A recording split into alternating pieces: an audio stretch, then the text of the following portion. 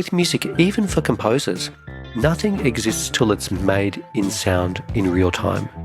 Even a recording is sound made in real time. So even if it's done once for a recording, this process of people coming together and battling their egos has to happen every time music is made. Examples are things like orchestras or bands or quartets or anything like that. Music only really happens when someone listens to it. No musician is that happy, even if they make a lot of money, if people aren't enjoying it. That's musician, academic and co-creative practitioner Kim Cunio, talking about the many ways in which music is always a form of co-creativity, whether that be through the coming together of different instruments and performers in an orchestra, in the relationship between the instrument and the musician and the space in which the music is being played, or in the co-creative process of an audience listening to a piece of music. I'm Maya Haviland, and I'm so pleased to bring you highlights of a yarn I had with Kim in this episode of Collaboratory Conversations, as we explore Kim's musical work as an example of co-creativity in action.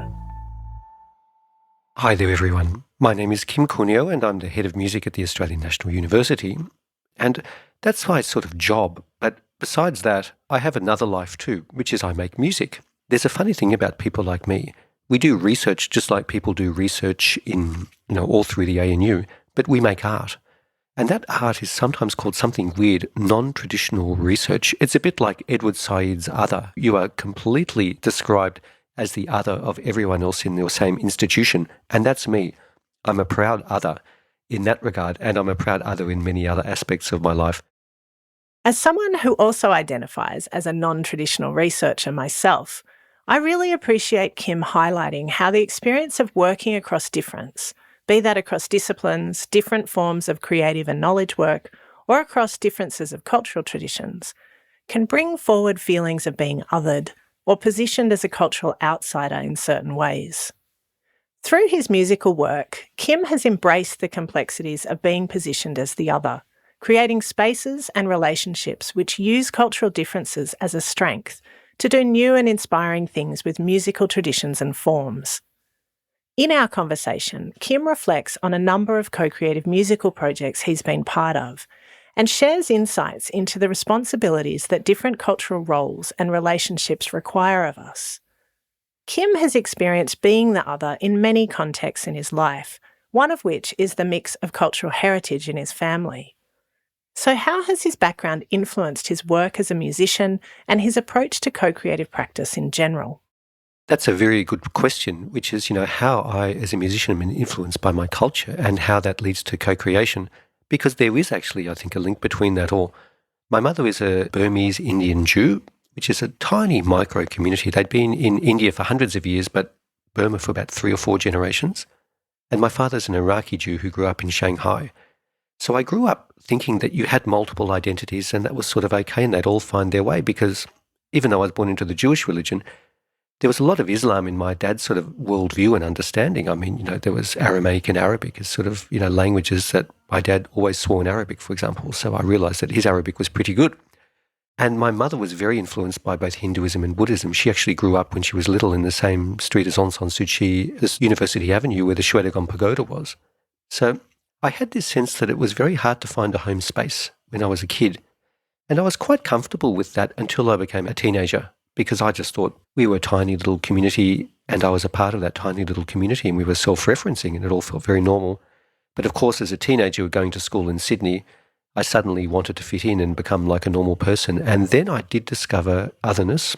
And I must say, I discovered racism as an integral part of this country. And I'm not to say that racism is in everyone, but racism is in quite a lot of people. And it's made me a bit of a campaigner in my life, because when I was being formed, it really slowed me down finding who I was, the reactions to that, because I would put layer upon layer of self-preservation upon myself to cope with the world I was a part of. And I really don't want to be a part of a country that sort of expects other people to do that now. So that was a big part of my life. But of course, in my 20s, I discovered myself again, as when we get past our teenage years, we start to reconcile our childhood with our adult life. And for me, that was a very exciting process, because as I became a professional musician, I was able to realize that I could be who I am as a cultural being through music. And that really changed my life. And of course, when I studied they couldn't teach that stuff, but I just decided to do it myself. And that really made my career and what I do today probably 20 or 25 years of experimentation to think, how do I allow these multiple identities to exist through the making of music and then over time through the making of research? So, what did that journey of experimentation look like? I can even tell you when it started. It was one of those seminal moments. I was in my final year at the conservatorium doing the final musicology test. That's basically musicology is, it's the studying, I guess you'd say, within two lenses. One is musical analysis, the other one is sort of like anthropology or archaeology. That sort of vibrational thing of thinking about, cultural practices and how they influence music. I found that subject pretty easy, so I finished about an hour and a half early. And I'm just sitting there going, okay, I'm finishing my degree soon. What am I going to do with my life? Do I want to be like everyone else who just wants to either play in an orchestra or write the sort of standard repertoire, or do I want to be myself? And it just hit me like a bolt. Of course I want to be myself, and I will be myself. And then I just made that pact with myself that I would actually transform my practice, and I would look at integrating the multiple cultures of my life, but then also many of the cultures of the world, and see what would happen. And I basically decided that day to develop, I guess you'd say, a methodology to work with communities and traditional musicians and to be able to compose with them and around them and to find ways to attribute to allow co-creation in my life. In those early days, was co-creation a word that you used? Not as a conceptual framework, but I very much saw that was how you did things because, in my own culture, for example, even though I'd learnt all the tunes of my own culture, which is the Mizrahi Jewish tradition, there's no way I could perform them publicly without the elders giving me permission. So it's a very similar situation to Aboriginal and Torres Strait Islander people. So you might know the work, but you have to be given permission every time to share it. And so I just grew up thinking that was pretty normal. As I started to work professionally, there'd be music festivals that would say, can you perform this work?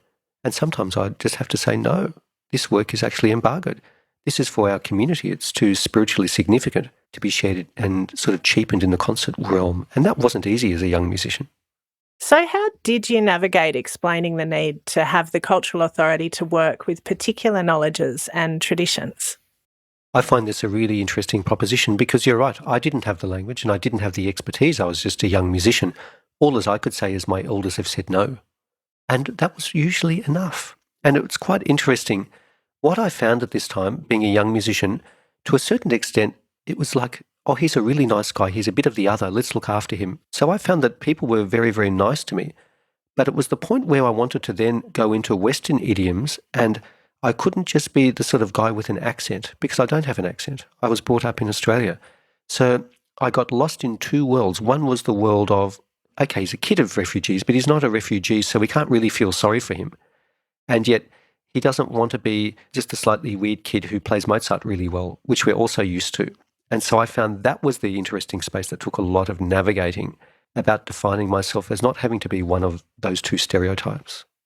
As Kim shared earlier, he made a conscious decision to use his own cultural identities, combined with his creative and technical skills, to develop a unique approach to musical practice. He began seeking out projects that would allow him to engage with communities he was connected to through his compositional work. The first one was actually a piece called Doye Doye, and it's about the 8 a.m. on the 8th of the 8th, 88. And it was this mass protest by really all aspects of Burmese or Myanmarese society. And that had a profound effect on me because, my mum always followed what was happening in Burma. And there was always this feeling in our family that that military were like another form of colonialism. The British had left, but the military had actually subsumed the mantle of operation of the British military in order to subdue their own people. And that work was a 15-minute oratorio where I worked with members of the Free Burma community. On those protests, a few people had Walkmans and they actually made recordings of the sounds. And so I got given these sounds and I thought, what can I do with this? So I composed around those sounds. I transcribed those sounds. And I wrote a work for two singers and a combined oral histories. So, people who'd been interviewed by, various historians about their effects. And it was a harrowing crackdown. It's funny that, we remember in the West Tiananmen Square, which is, about a year away from the 8th of the 8th, 88. And back then it didn't get much coverage in Australia, but years later we can just Google that experience and see it. So time has sort of changed all of this. But of course what we found this year is that Aung San Suu Kyi, who's a bit like a fallen angel, she was sort of held up by the West to be more than she was, and then we got disappointed in her. I mean, isn't that a classic story, that we make someone into 2 dimensions, and when we find out they have 3 dimensions, we then reject them? Because she'd always never had much tolerance for ethnic minorities in Myanmar. She'd been quite clear her entire political life that when she got into power, that really wasn't her thing. But we got really, really angry about it at the West, because that's against our notion of human rights. And these were the things I wanted to think about. So I wrote this work, and the middle part of the work was a direct transcription of these Walkman recordings of the sounds of the military firing on the students. And being a sort of student at the time, or finishing off my studies, it just felt such a profound thing to think, if I was in the country of my mother's birth, not this country, I'd be doing that. I was clear that I would be on the streets and my friends would have been the ones who were slaughtered. And that was just like a kick in my guts. And I realized from then on that I was interested in 2 things. One is sort of like reconciliation notions, how we can bring about peace, and possibly through some notion of the spiritual powers of music, even though I know it's a bit of a lightweight phrase to many people because we can become very reductive with that. But also the notion that composers and musicians can have a political opinion and can play a part in those debates. And that's what I wanted to do. And then from then, I just never stopped working. A few months after that, I got a call from the Art Gallery of New South Wales, and they said, the Dead Sea Scrolls are coming for the Olympic Arts exhibition. Would you like to set them to music? And I went, wow, this was an incredible opportunity for me, because I spent a year really studying these, I guess you'd say they're seminal texts of Western canonic thought. These are texts that were written around the time of the historical Jesus. So to get these texts and to be able to examine them next to the Tanakh, which is the 5 books of Moses, and then aspects of what later became the New Testament, and to see that there were multiple versions of a religion that we now see one version of. For example, I found in that collection Psalm 151. There's 150 psalms that made the cut. I got to set up Psalm 151, which I thought was really, really cool. And from then, I just never stopped working, because in that project, I worked with Baghdadi and Yemenite elders, and I realized that the joyful process of working with old people with their tunes and learning them, and then saying, can we try this with that? And seeing their joy through that process of co-creation was just, it was more fun than me being the so-called smart guy with an intense pencil on a piece of paper and presenting something for a bunch of people my age to play to 50 people in a concert hall. It was just way more fun. In the Dead Sea Scrolls project, did you know the elders from the Baghdadi community before the project began? Yes, I did. And this is how I started my method, is that, this was my community. And so there was this thought, where's someone from one of those communities who's a composer who could do this job? I was trained as a musicologist, and I thought, well, when I was called, I said I'd like to actually use this sort of burgeoning musicological skill of mine, doing lots of transcriptions, and then doing a process of realizing music rather than composing music. So in other words, using the skills of a composer, but to try and imagine the gaps between what oral history can provide, and this is oral history, I mean people singing these tunes, and then actually trying to get the texts of the Dead Sea Scrolls to the oldest surviving tunes of these Eastern Jewish communities. And they're pretty old. The Baghdadian Jewish community descends from 586 before the Common Era. It was unbroken in that territory until really the Farhud, which was 80 years ago this year, and then it started the mass migration of Iraqi Jews away from Iraq, and the majority now live in Israel, of course. This early work with communities that Kim had some connection to already laid a strong foundation for his practice. But does he think that the skills he honed working with his own community transferred to work with other communities? Yes, I do. And I didn't know it at the time because this was just a series of projects. But what I noticed was, if you can learn people's music quickly and do it with them well, anything is possible. And that's what I've found out, particularly working with my own community, because I had a reasonably good knowledge of the repertoire, but it's a vast repertoire in this Iraqi Jewish Mizrahi cantillation. One text might have 12 or 13 different tunes, and these tunes all have quarter tones, sixth of tones, so they have a level of detail that doesn't actually exist in Western classicism or even jazz. So there's a whole element of you have to be able to prove to someone who knows it better than you that your structures of ornamentation are good enough, or that you know what you're doing. You're not just sort of making it up on the spot, or if you're making it up on the spot, that you're really, really good. But the funny thing is I found out over time that I have a bit of a natural ear. And that was partly due to the fact I didn't learn really Western musical skills till I was an adult. We call it orality now. It's a funny word, but, I was born as an oral musician, and then I learnt the written skills of music much later. So it meant that my ear was fine-tuned to be able to respond to, I guess you would say, the interpretation of others, that I could take that on to some extent without having to think. And I think it's a big thing for me in a music school now is how we can build that skill into young musicians, but that's probably another story. And then I found out not long after that, the ABC called me and they said, would you like to start writing music for Compass? Every so often we have series of sort of major works that are on different religions. Would you like to write scores for them? And then I started this whole process. If I was writing something on Hinduism, I would spend time with the Hindu community, or Buddhism, the Buddhist community. But what I found, of course, which was very lucky for me, that when I scratched the surface, just because of the countries my family were from, there was almost no religion or no community that I didn't have some sort of familial connection to. So I was very, very lucky that there was always it's like sort of meeting your fourth cousin, working with these communities, that we'd find we had things in common. And I can remember one very funny day, I was doing quite a lot of work with Islamic music for a number of years.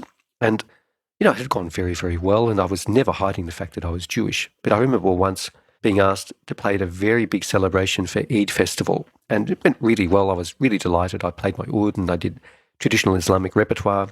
And someone just said, I think the MC said, where have you been all our lives? And that was the moment. And I realized that you have to be there for the long haul if you're going to join a community. You just can't come and do the gig and then leave and do your next project. And that was a big moment for me. And I basically just had to say, well, I wasn't here when I was a child because I was in another religion. And it was a bit of a shock for the people around. And some people didn't like it and others loved it. And I realized that this method of really spending deep time with communities can work, but it requires complete disclosure all the time. Being alive to the relationality and timing of such a disclosure of positionality is an art in itself and isn't always easy, as Kim discovered. Well, funnily enough, the notion of a Jewish person working with Islamic music can be problematic for a lot of Islamic people. It's a very hard thing to talk about in some ways because there are so many nuances, and I have actually so many Islamic musical friends, and I have so many Arabic musical friends who are also influenced by Islam who might not be Islamic. But there's no doubt within some parts of the mainstream Sunni version of the world, we shouldn't have a Jewish guy doing this, and also in some parts of the Shia version of the world too. But at the same time, something is quite possible because there's a notion of Islamic secular music that Jews have always been involved in. And one of the things I have found out over the last 20 years is that a lot of the music of Arab nationalism, in terms of what we would call now the late classical tradition or late classical folk traditions of Islamic countries, was actually composed by people like me, by Jewish people who lived in Islamic countries. And more Islamic musicians are becoming aware of this. And so that's an incredible icebreaker moment or an ice melting moment. And I had one breakthrough project, actually about 15 or 16 years ago. It was in New York in 2006. And someone decided to bring together a whole bunch of Islamic and Jewish musicians. And I got to direct this project. And we all worked together for a couple of weeks. And we presented concerts in New York. It was incredibly fun. But we had to do a lot of talking while we were playing because we had people from Israel, we had people from Morocco, we had people from Iraq. And then we had this guy from Australia leading the project, and people just thought that was the weirdest thing they could ever imagine. Like, why get a guy from Australia? It's the end of the world for this sort of work. And then over time we realised this is what Australia offers. And I started to realise that I'm very, very proud to be Australian because this sort of work is more possible in Australia because we have a culture that encourages us to think beyond singularity if we're able to accept that.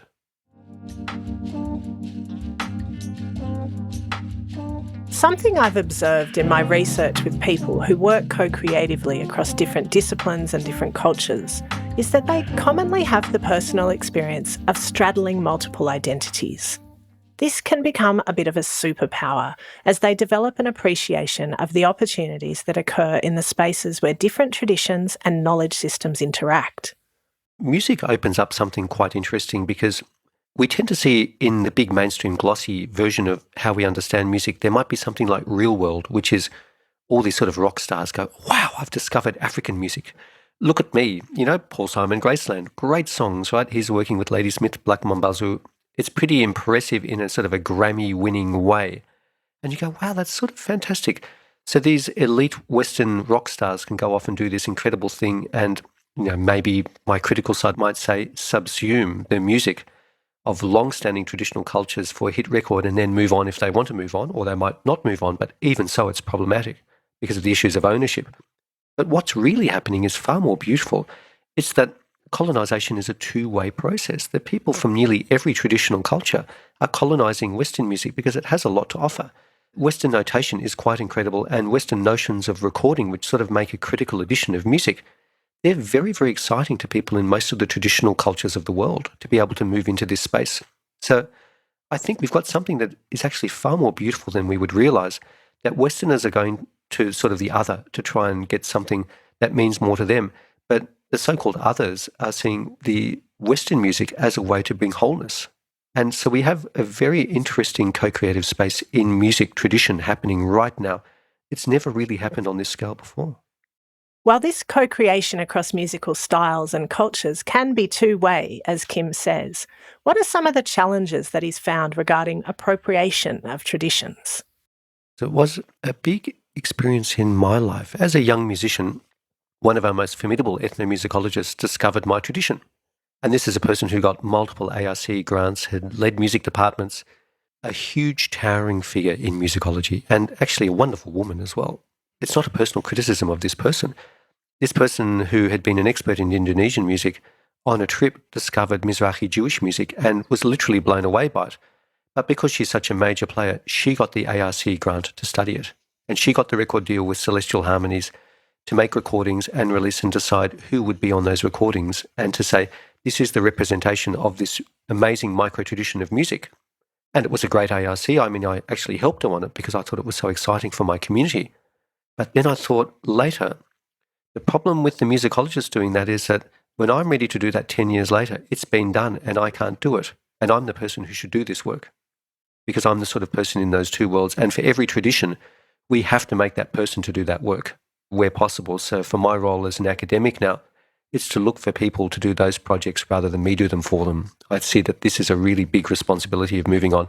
And it's no criticism to the last generation of ethnomusicologists because I think they had no idea how the world would change. The world has changed so profoundly. Things that weren't imagined as possible are actually possible. If we just look at the democratization of recording for people in the field now, it's a magnificent change in the last 20 years. I can tell you that in the year 2000, I had a professional recording studio to do my work. It cost $34,000. The equivalent sound quality I bought for my son last year, it was $170. This means that in less elite parts of the world, it's actually possible now to do this recording and dissemination of music at a fraction of the cost as it was done a generation ago. As well as collaborating with different practitioners to document and present back musical traditions, Kim has also been involved in projects that are about co-creating something new in response to an established form or repertoire. In these scenarios, how does he navigate the anxieties that come up around authenticity and integrity of tradition when making new works? Part of the answer is naivety. And I say that quite seriously because if we second guess ourselves, we miss the game. But I was thinking when you asked that question about one project in particular, because it's taken years and I hope that it'll have more manifestations. It's my work, and also with my wife Heather, with the Gyuto monks of Tibet. And we have two good friends, Maureen Fallon and Sonam Rigson. And Sonam has been a translator for many of the most major Tibetan figures. And Maureen's a white woman who basically dropped everything and decided that I will support these monks and I will find a way that Australia can really help this tradition in exile in Dharamshala in India. And I first met them in 2000 at a sacred music festival and heard the monks. And then we were fortunate that we did some touring together in the next couple of years where we would just perform and they would perform. So it was, we might meet them over a game of pool, but a bit like if you've seen that film, The Cup, it was a bit like that, really fun. And breaking the myths of the monk as not wanting to have any fun too, which I thought was really, really great. And then years later, we came together and said, let's work together seriously. And in order to work together seriously, we just had to spend time together. We had to not be like the real world collaboration where here's the gear, here's the person, they're ready to press record, come and play, we've got 2 hours to come up with something. It involves spending time together, meditating together, eating together, cooking together, having fun together, getting to know each other profoundly, and then allowing the music to burst. And the way the music birthed over time was me hearing, of course, this astonishing chant, because the Gyuto monks chant lower than anyone else in the world, besides maybe the Tuvans. But this is a wholly sacred tradition, so it's quite an incredible experience to be close. But then also just to very humbly share my own tradition and to see what they thought of it. And they were delighted because they started saying back, This is important to us because His Holiness said to us a number of years ago, we need to collaborate with people of other cultures and religions more. And they were looking for the way to do it. So when we realized that we were doing something that His Holiness wanted to do, then it was all systems go, and we were fearless, and we got to have an incredible amount of joy in this process of co-creation. But it probably took a year before we found what we could do of spending a lot of time together. And that doesn't work so well with the Western notion of deadlines, does it? Kim has been part of several collaborations that span many years, but he's also thought about important aspects of process and practice in the kind of co-creative work he does, regardless of the length of a project or the specific context it's happening in. I think most of my community work, it has ebbs and flows because you can't just spend all your time in a community if you have a job. I have a job and it's a busy job. But what I notice is that if I get the call and it's important for me to be with the community, I will see that. And this is a hard thing for my role at the ANU. If I'm a little bit affiliated with a number of communities, I need to be available. So just as I am with my own community, I need to be available for those communities. And say, for example, I spent a lot of time with Hindu thought. There's two particular Hindu communities I do spend a lot of time with. And it's really important that I'm there for the major festivals and I'm there for the major events, just to say, well, it's not that we're doing something or collaborating, but just to show that I haven't walked away, that I haven't come as a transactional musician to do something for you and then leave, which is what usually happens. So this takes time and effort. But of course, the joy is that we have long-term relationships. And the funny thing is, this process has really led me to have faith in our School of Music being able to do this with communities, but also our School of Music being able to build up a series of school-wide methodologies with Indigenous communities. That really, the number one thing is a long-term commitment. And from there, lots can be forgiven. So what does it take when we try to transfer this relational approach to an organisational or institutional context? This is where it gets dangerous because, of course, when it's just ourselves, if I do something and I do it wrong, I can ring someone and just apologise. And I have, in terms of the nature of the work I do, I apologise quite a bit because if I'm doing stuff, I do get it wrong regularly, and I'm really happy to wear my heart on my sleeve and just beg forgiveness when I do things. And I found just about everyone I've ever worked with quite likes that, because if you're not sort of doing some sort of affected false humility, if it really is from that space of deep respect, things are quite possible always. But for organisations, that is harder. We can't move so fast. And so it does take care. But for me, with the School of Music, it was building up a community of practice. And I have some remarkable colleagues. And it's very important to say with Indigenous work, there's no way I lead it. I'm not Indigenous. So the first thing is to bring Indigenous people to the school and say, what do you and your communities think is necessary? And then we start on that process. And I think that's the foundation stone, is to have other people to say that they have a version of this process. We all have multiple versions of this process. And I think a lot of Aboriginal and Torres Strait Islander thinkers, academics, musicians, artists are going through some version of this process where they can become institutionalized and they have these dual allegiances. 90% of their allegiance is to their communities, of course, and to their practice and to traditional law and thought and, all the things that are so profound. But then there's this growing allegiance to this sort of weird place, this Western institution that wants to do good but can often do bad. And one example would be, of course, once you get a consultancy agreement and ANU Legal gets involved, like any university or any major organisation, it can make traditional people run at a rate of knots. So we have so many things that can go wrong. But at the same time, I felt that, my wonderful colleagues can do this very, very well. And in particular, our Indigenous convener, Chris Sainsbury, is wonderful at this work. I take my hat off to him, and he's really a great teacher of mine in terms of thinking about this stuff, because maybe he does it thinking a bit less than I do. I might overthink sometimes. And I think Chris is really able to just sit.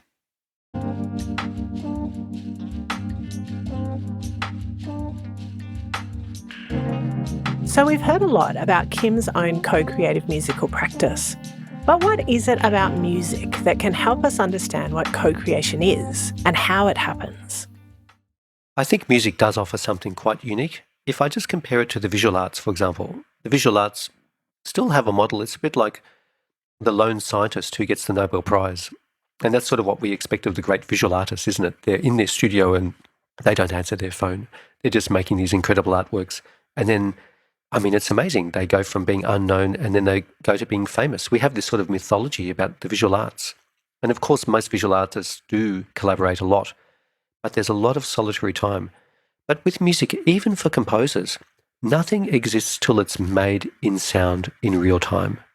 Even a recording is sound made in real time. So even if it's done once for a recording, this process of people coming together and battling their egos has to happen every time music is made. Examples are things like orchestras or bands or quartets or anything like that. Possibly the best example I know of is the gamelan. If we think of the Javanese or Indonesian gamelan, we think this has up to 30 players who are not even just playing different instruments together, they're playing one instrument. So they have a conceptual space that they're all actually a part of one living whole. And this is potentially there in all great music making. Some of the most famous string quartets have spoken that when they really get into the zone, their four instruments become one voice. For example, even someone like Bach, who I love his music, if you listen to his solo violin partitas, they're exquisite works, right? What Bach does is he actually loves the fact that there's parts that would normally be done by 3 or 4 players and he puts them all into one instrument. So what makes the greatest music of the Western tradition is allowing one person to play an approximation of what 3 or 4 would play. So music only really happens when someone listens to it. No musician is that happy, even if they make a lot of money, if people aren't enjoying it. So we have this act of sharing who we really are and having immediate feedback. And all of us have PhDs in how to listen to music. We've all listened to 40, 50, 60,000 hours of music. Let's think about that for a second. There's not a person on the planet who doesn't know how to listen to music. Most of us do indeed have the ability to listen to music. But are there other skills and approaches that musicians use for co-creativity that could be more widely adopted or understood? What are musicians' particular superpowers that the rest of us could learn from? There's 2 concepts I think that are very useful to anyone who's in this collaboratorium space. One is the notion of composing. Musicians either write compositions or play compositions. And so there's this idea that instead of just answering a research question, we're making something.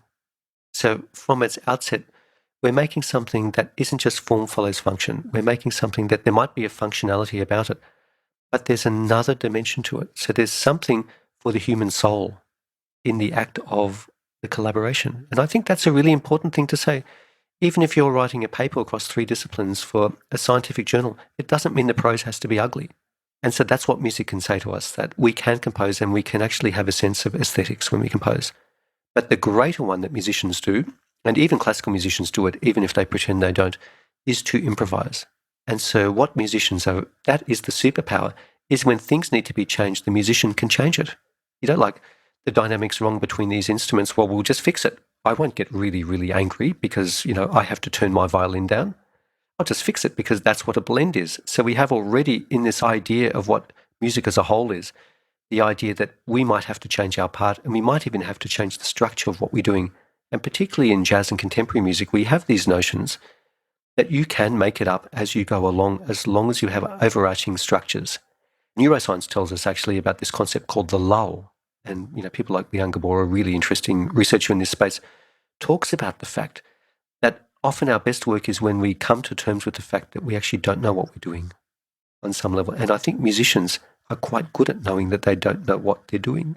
Isn't that a funny thing to say? But they know that there's a gap there and they're not scared of the gap. Whereas I think when we're really in our intellectual selves, as soon as we see a gap, we're scared of it and we want to fill it out with the most clever response we can make.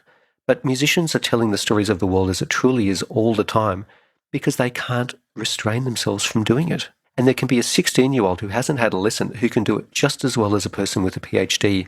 And that's the other thing that is great about music, is that there's always someone who can tell the truth through music and it has nothing to do with their technical skill. And with that, we come to the end of this episode of Collaboratory Conversations with Kim Cunio. I'm Maya Haviland. I hope you found this conversation interesting. Check out some of the others in our conversation series that you might have missed. And please share Collaboratory with others who you think might get something out of it, as the best way to grow our community is through your recommendation. Collaboratory is written, edited and produced by me, Maya Haviland, with production and editorial assistance from Nicole Dean. Audio engineering by Nick McCorriston. Music made especially for us by Seprock. Additional research and production support by Yichen Li. Collaboratory is produced on the lands of the Ngunnawal, Ngambri and Ngunnawal people. We pay our respects and ongoing gratitude to the custodians past, present and future of the lands on which we work and of the knowledges from which we learn. Collaboratory is a production of the Scaffolding Cultural Co-Creativity Project, hosted by the Centre for Heritage and Museum Studies in the College of Arts and Social Sciences at the Australian National University. Funding is generously provided by the Australian National University Translational Fellowship Scheme.